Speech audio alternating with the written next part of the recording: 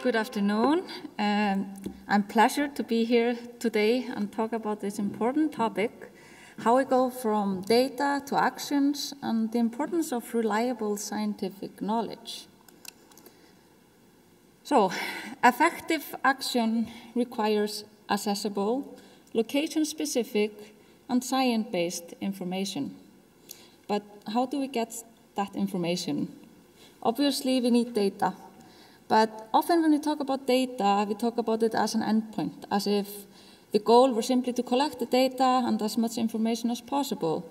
But data is not the goal in itself. It's a tool and something that we should use to build safer and better future.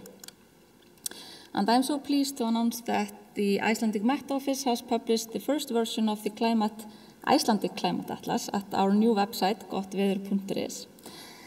And the Atlas offers insight into how Iceland's climate may develop and change throughout the end of the century.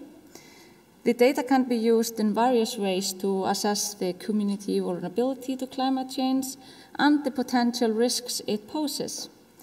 It's a great example of how scientific data can be made accessible to the public and serve as a valuable tool for supporting policy making and decision making related to climate adaptation in this ever-changing future we have in front of us. So, how do these insights benefit us? Well, we use data at the global scale, and we have translated it into a scale that is meaningful for us here in Iceland. We then selected indicators for the atlas in dialogue with stakeholders, and that data can be used to shape policy and planning. As an example, we have the sea level data that can support settlement planning and that accounts for future sea level rise. And then planning leads to action, actions are implemented in communities, and the communities feed back into the ongoing development of the atlas. But since we're talking about well-being, I thought I should establish the link.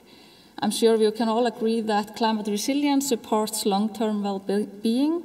So the most obvious link between the Climate Atlas and to well-being is supporting adaptation and resilience planning. And I'm going to go quickly through some screenshots and kind of try to walk through you how the platform works. To begin with, you select one of the climate indicators that we have in the atlas. And here we have average heat. And then you're presented with the map of Iceland, where you can, for example, choose to view the whole country at once. Or you can choose whether to view the data for the whole year or individual seasons. Then you can select the emission scenario that you want to look at. These are all downscaled scenarios from the IPCC. Then you can select change.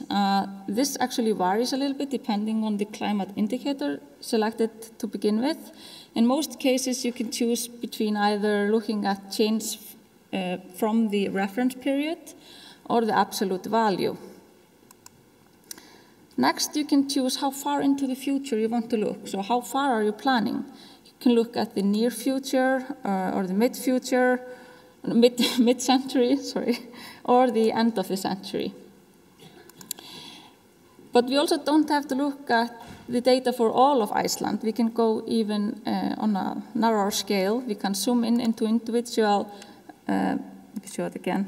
individual population centers, and we can explore time series for 110 population centers around the country.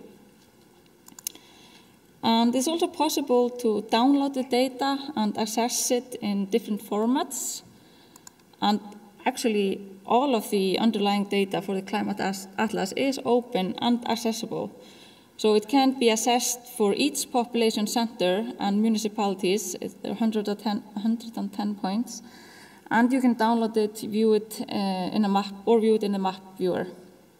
And hopefully, later on in later versions, we will also have the option of download municipal specific report summarizing all of the climate indicators available. But to look at another example of a climate indicator, here we see the sea level change. And we can also zoom in into the coastal area that is of interest.